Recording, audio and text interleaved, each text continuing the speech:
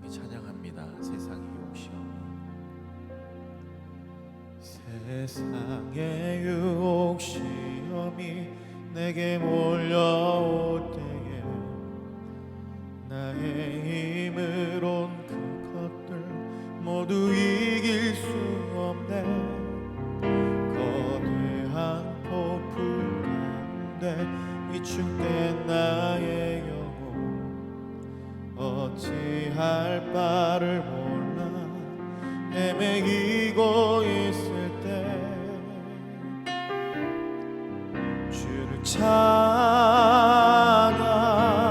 손을 들고 찬양 전쟁은 나에게 속한 것 아니니 주를 찬양 손을 들고 찬양 전쟁은 하나님께 속한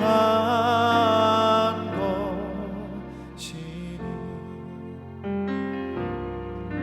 거짓과 속임수로 가득 찬 이 세상에 어디로 갈지 몰라 머뭇거리고 있네.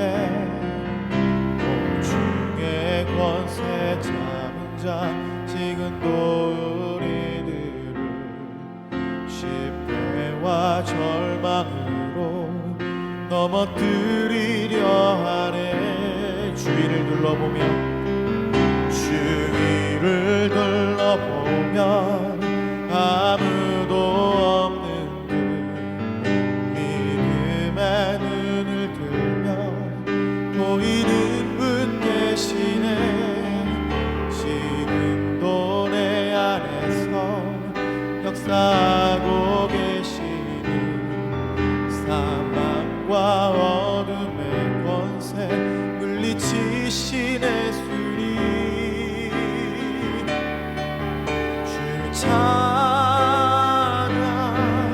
손을 들고 찬양 전쟁은 나에게 속한 것 아니니 주를 찬양 손을 들고 찬양 전쟁은 하나님께 속한 것이니 주를 찬양 주를 찬양 손을 들고 찬양 전쟁은 나에게 속한 것 아니니 주를 찬양 손을 들고 찬양 전쟁은 하나님께 속한 것이니.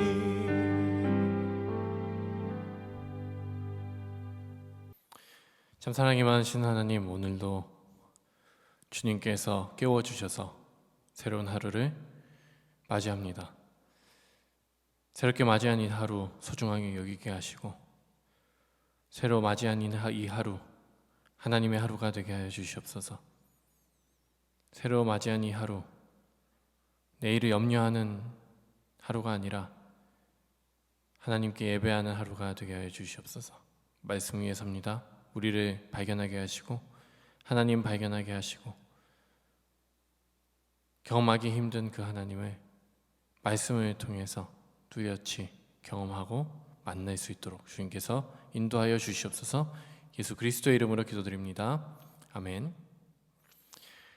시간에 함께 보신 하나님의 말씀은 오늘 보신 말씀은 출애굽기 10장 1절에서 2절 그리고 14절에서 15절 말씀입니다.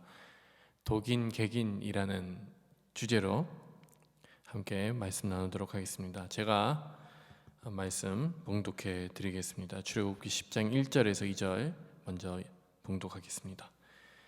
여호와께서 모세에게 이르시되 바로에게로 들어가라. 내가 그의 마음과 그의 신하들의 마음을 완강하게 함은 나의 표징을 그들 중에 보이기 위함이며 네가 내게 애굽에서 행한 일들 곧 내가 그들 가운데에서 행한 표징을 네 아들과 네 자손의 귀에 전하기 위함이라. 너희는 내가 여호와인 줄을 알리라. 그리고 14절에서 15절 봉독해 드립니다. 메뚜기가 애굽 온 땅에 이르러 그 사방에 내림에 그 피해가 심하니 이런 메뚜기는 전에도 없었고 후에도 없을 것이라. 메뚜기가 온 땅을 덮어 땅이 어둡게 되었으며 메뚜기가 우박에 상하지 아니한 밭의 채소와 나무 열매를 다 먹었으므로 애굽 온 땅에서 나무나 밭의 채소나 푸른 것은 남지 아니하였더라. 아멘. 할렐루야. 오늘도 이 이른 새벽에 하나님의 존전 앞에 나오신 여러분들이 예수님의 이름으로 환영합니다. 저는 어릴 때부터 물놀이를 아주 좋아했습니다. 지금도 물놀이는 좋아합니다. 워낙 좋아해서 그 힘든 수영도 잠시나마 대학에서 선수로 훈련할 정도로 아주 좋아했습니다. 대학에서 같이 훈련하던 친구 중에 불의의 사고로 먼저 떠난 동료가 있었습니다. 바닷가에서 물에 휩쓸려 사고를 당했던 거죠. 옛날 어른들은 물을 무서워하는 사람은 물 때문에 사고를 당하는 경우가 없다고 종종 말씀하셨습니다. 이 말은 다른 말로 하면 물에 자신 있어 하는 사람이 사고를 당하지 않는다는 말이죠. 저는 물을 좋아했고 물 안에서 자유자재로 몸을 가눌 수가 있었기 때문에 늘 그 말을 무시했습니다. 그냥 조금만 조심만 하면 되겠지라며 이제 귓등으로 들었죠. 그런데 실제로 누군가가 물로 인해 사고를 당하는 것을 몸소라기보다 삶에서 겪어보니 마음이 달라지고 물이 무서워졌어요. 그런데 그것도 살아보니까 한때였습니다. 조금 시간이 지나자 물은 익숙해졌고 다시 겁나지 않고 물에 조금씩 다시 도전을 하기 시작했습니다. 망각이 아픔을 잊게 만드는 선물이라는 말도 있지만 많은 경우에 이것이 사람을 위험하게 만들기도 합니다. 하나님은 재앙들을 통해서 바로와 애굽에게 자신이 어떤 존재라는 것을 우리에게 알려주고 계십니다. 애굽의 모든 신들보다 자연보다 바로보다 위대한 존재라는 것을 우리에게 알려주고 계시죠. 이 10가지 재앙에는 패턴이 분명히 보이죠. 그 애굽 바로가 그리고 애굽인들이 불순종하고 있을 때 하나님께서는 경고하시고 그리고 또 애굽인들은 불순종하고 재앙이 내려지고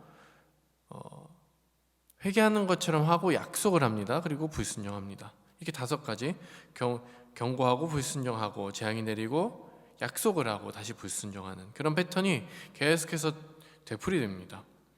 하나님은 재앙이 내리기 전에 하나님께서 재앙을 내리시기 전에는 모세와 아론을 통해서 말씀하시고 경고를 하십니다. 그리고 순종하지 않을 때마다 바로가 순종하지 않을 때마다 재앙이 내립니다. 바로는 돌이켜서 자비를 구하고 하나님께서 원하시는 대로 하기로 동의를 하죠. 그러나 바로는 지키지 않습니다. 이 패턴에는 아주 중요한 요인이 하나 있습니다. 바로 망각이죠. 구체적으로 말하면 하나님의 경외에 대한 망각입니다. 경외를 잃어버리는 것이죠. 재앙이 내릴 때마다 하나님께서 재앙을 통해서 우리에게 돌이키라고 말할 때마다 두려움을 경험하고 어쩔 수 없이 우리는 굽히게 되지만 재앙이 제거되면 그 경외를 잃어버리고 다시 원상태로 돌아오는 패턴이죠. 10가지 재앙의 본문 중에서 아주 두드러지게 드러나는 표현이 하나 있습니다. 바로의 마음, 그 마음의 완강함이죠. 바로의 마음이 완강해진 것은 하나님께서 바로의 부드러웠던 마음을 굳혔다는 말이 아닙니다. 하나님께서 딱딱한 바로의 마음을 그대로 두셨다는 말이죠. 본문의 완강하다는 표현은 어떤 표현이냐면 이삭이 노년에 눈이 어두웠다는 단어와 동일한 단어입니다. 따라서 오늘 이 완강하다는 건 눈이 어두워 보지 못하는 걸로 여러분들이 이해를 하시면 됩니다. 그렇기 때문에 여러분, 우리가 죄를 짓는 것은 원래 우리의 상태입니다. 우리의 시력이 좋지 못해서 어둠을 헤매는 것은 하나님의 잘못이 아니라 우리의 죄 때문입니다. 그래서 예수님께서 마태복음 6장에 눈은 몸의 등불이니 네 눈이 성하면 온몸이 밝을 것이요 눈이 나쁘면 온몸이 어두울 것이니 그러므로 네게 있는 빛이 어두우면 그 어둠이 얼마나 더하겠느냐, 이렇게 말씀하신 거죠. 하나님께서 바로의 마음을 완강하게 하신 것은 눈을 고쳐서 뜨게 하시지 않고 그대로 두셨다는 말씀입니다. 바로의 눈은 원래 어두웠습니다. 하나님을 알지 못했습니다. 마치 물이라는 것이 원래 위험하고 위험한다는 것은 어느 정도 알고 있지만 그 위험을 그렇게 몸소 느끼지 못하고 경험하지 못하기 때문에 그저 들어가서 자꾸만 도전하고 싶고 뛰어들고 싶은 것과 마찬가지라는 거죠. 물을 먹고 허우적대기 전에는 위험함을 느끼지 못하는 겁니다. 초반의 재앙들은 아주 무섭고 불편했지만 애굽인들의 생명을 위협하고 생명을 끊어놓지는 않았습니다. 그러나 이제 후반의 재앙으로 넘어가면서 심각해집니다. 어제 본문에서는 하나님께서 우박을 내리셔서 밖에 나와 있는 모든 식물과 가축, 심지어 사람들까지 상하게 했습니다. 오늘 본문으로 넘어오면서 우박에서 살아남은 모든 것을 메뚜기 떼가 다 먹어치우게 합니다. 남은 모든 것을 그 우박에서 조금 살아남은 그 모든 것을 메뚜기 떼가 와서 다 뜯어먹게 만듭니다. 여러분, 메뚜기 떼가 왜 무섭습니까? 아무것도 남기지 않기 때문입니다. 심지어 사람이라도 메뚜기 떼에 노출되면 뜯어먹힐 정도로 메뚜기 떼는 100마리, 수천 마리가 아니라 수억 마리의 메뚜기들이 무리지어서 날아다닙니다. 심지어 오늘 말하는 이 메뚜기 떼는 그냥 메뚜기, 우리가 보이는 그냥 조그만 요만한 메뚜기가 아니고 황충이라고 우리가 번역할 수 있는 어마어마한 메뚜기들입니다. 진짜 이만한 메뚜기들이 때려지어서 몰려다니는 거죠. 오늘 말씀에는 뭐라고 하죠? 그 피해가 심하니 이런 메뚜기 떼는 전에도 없었고 후에도 없을 것이라 라고 합니다. 전무후무한 메뚜기 떼이기 때문에 상상도 할 수 없는 규모였던 거죠. 얼마나 심했는지 메뚜기 떼가 온 땅을 덮어 땅이 어둡게 되었다라고 합니다. 푸른 것은 그 무엇도 남지 않았어요. 이것의 무서움이 무엇일까요? 여러분, 먹을 게 더 이상 없습니다. 나무도 다 먹어버려서 다시 회생이 불가능할 정도입니다. 푸른 것이 없으면 양식이 없습니다. 이미 우박으로, 이미 만역병으로 수많은 가축들이 죽었어요. 남은 가축들도 이제 푸른 것이 아무것도 없으니 죽는 것은 시간 문제입니다.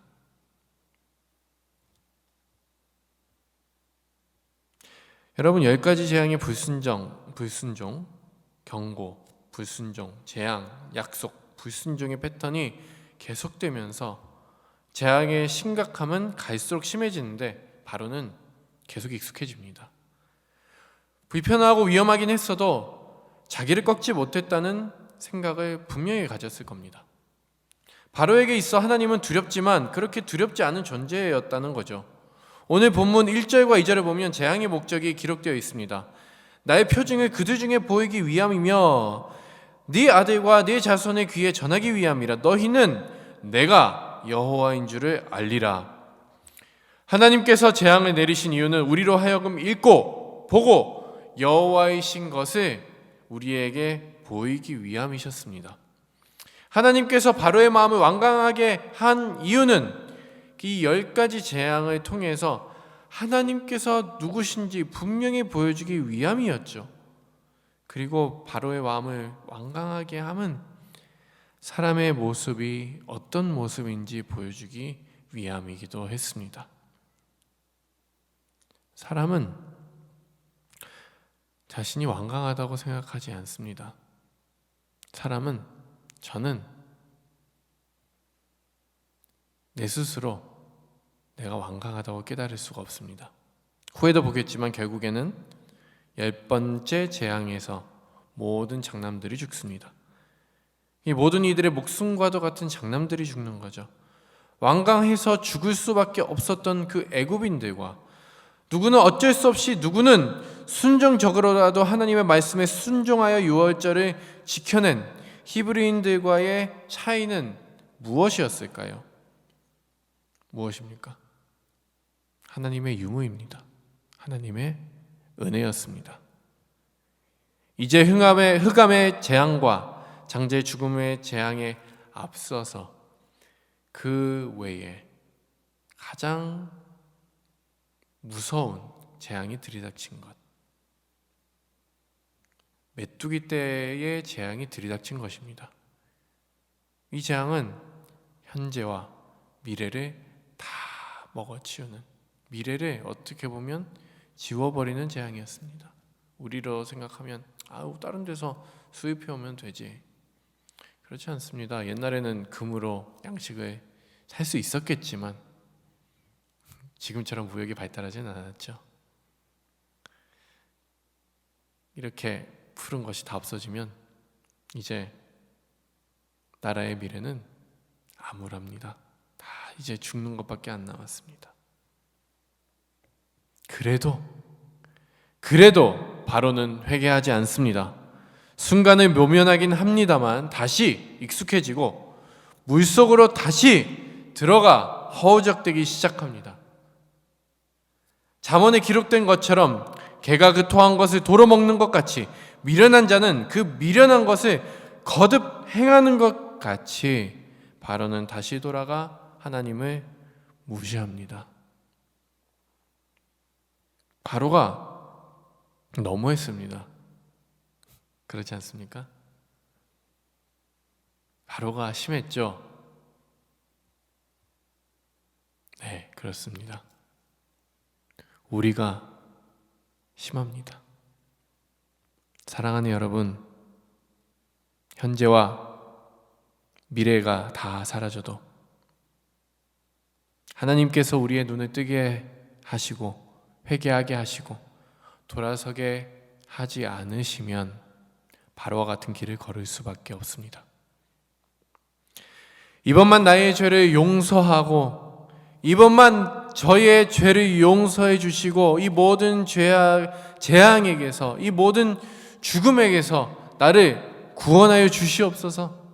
얼마나 많이 이렇게 기도했는지 모릅니다. 이런 기도를 수없이 우리는 드렸습니다. 그리고 다시 죄를 짓습니다. 그리고 삶의 재앙들을 만납니다. 하나님에게서 떠나니까 얼마나 많은 삶의 재앙들을 만납니까? 그런데 그럴 때마다 우리는 또 뉘우치는 척합니다. 그땐 또 정말 진심을 다해서 뉘우치겠죠. 그러나 또 다시 죄를 짓습니다. 그리고 또 삶의 재앙을 만납니다. 그리고 또 기도를 드립니다. 그리고 또 뉘우칩니다. 하도 많이 뉘우치니까 정말 뉘우치는 것 같아요. 그런데 어느 순간 여기에 똑같은 죄를 짓고 또 짓고 그 죄가 어느 순간 너무나도 익숙해져 어쩔 수 없잖아. 내가 이렇게 죄를 짓는 건 내 나약함 때문이야. 하나님께서 분명히 이해하실 거야.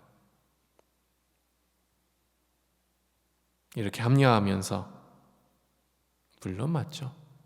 나약함이고 물론 하나님께서는 그래도 기다려주시고 그렇겠지만 어느 순간 하나님에 대한 두려움, 하나님에 대한 경외 다 사라지고 다 희미해져서 보이지 않게 됩니다.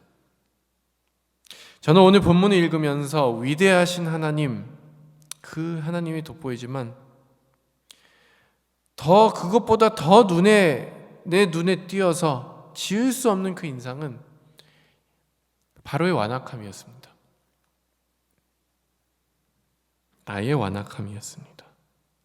바로에게서 죄인인 나 자신을 보았습니다. 히브리인들과 바로의 차이는 하나님의 은혜, 함께 하시는 은혜, 그뿐이었습니다. 여러분, 현재의 모든 것을 다 앗아가도 미래의 모든 양식들이 메뚜기들에게 다 먹혀도 하나님을 그래도 인정하지 않고 하나님을 그래도 무시하는, 잠깐 두려워하는 것 같았다가 그래도 또 다시 무시하는 게 바로 인간입니다. 나의 완강함입니다. 사랑하는 여러분, 말씀을 맺겠습니다. 본문의 기록 목적이 오늘 1, 2절에 나와 있다고 말씀을 드렸죠. 하나님께서 누구신지 보여주기 위해서라고 했습니다. 우리가 오늘 본문을 읽고 하나님께서 누구신지 알기를 원하셨던 거죠. 우리만이 아니라 우리의 자손들도 하나님이 누구신지 깨닫기를 원하셨습니다. 여러분, 그런데 오늘 이상하게도 드러나는 건 하나님만이 아니라 참 못난 사람입니다. 아무리 혼나도 깨닫지 못하는 사람입니다. 깨닫기를 거부하는 나입니다. 이렇게 혼나고 수많은 재앙에 고통스러워하는 애굽인들을 보면서 히브리인들은 어땠을까요? 기쁘기도 했겠지만 어느 순간 하나님에 대한 경외심이 생겼을 것 같습니다. 이런 이야기를 듣는 이세들에게 하나님께서 어떤 마음을 갖기를 원하셨을까요? 물론 나의 편이신 하나님, 그 하나님도 있겠지만 하나님을 향한 경외를 갖기를 원하셨을 겁니다. 이 이야기를 3인칭 시점에서 바라볼 수 있게 해주신 하나님, 그 하나님은 여러분을 향해서 우리를 향해서 어떤 뜻을 갖고 계실까요? 나랑 바로가 정말 다를까요? 히브리인들과 바로가 다른 사람입니까? 하나님께서 같은 잣대로 나의 경외를 평가하신다면, 같은 잣대로 바로를 저울질하셨던 그 같은 잣대로 하나님을 향한 나의 경외함을 평가하신다면 과연 그렇게 다를까요? 오늘 전 이 말씀을 들으면서 정말 눈물 흘리면서 회개합니다. 주님을 경외하지 않았음을 회개합니다. 바로와 하등 정말 전혀 다를 바 없는, 아니 어쩌면 바로보다 더한 인간일지 모르는 저를 지금까지 참아주시고 은혜의 길로 인도하시는 하나님께 그저 감사할 수밖에 없게 됩니다. 여러분, 10가지 재앙에는 의도적으로 애굽 사람들과 히브리인들이 대조되면서 등장합니다. 이들 둘의 차이가 무엇이었을까요? 하나님이 있고 하나님이 없고, 하나님과 함께 있고 하나님을 잘 모르고, 이 둘의 차이였습니다. 하나님께서 우리에게 알리기 원하셨던 것은 그저 내가 위대하다, 난 대단한 존재다라는 것뿐만이 아니라 이렇게 말씀하시지 않을까요?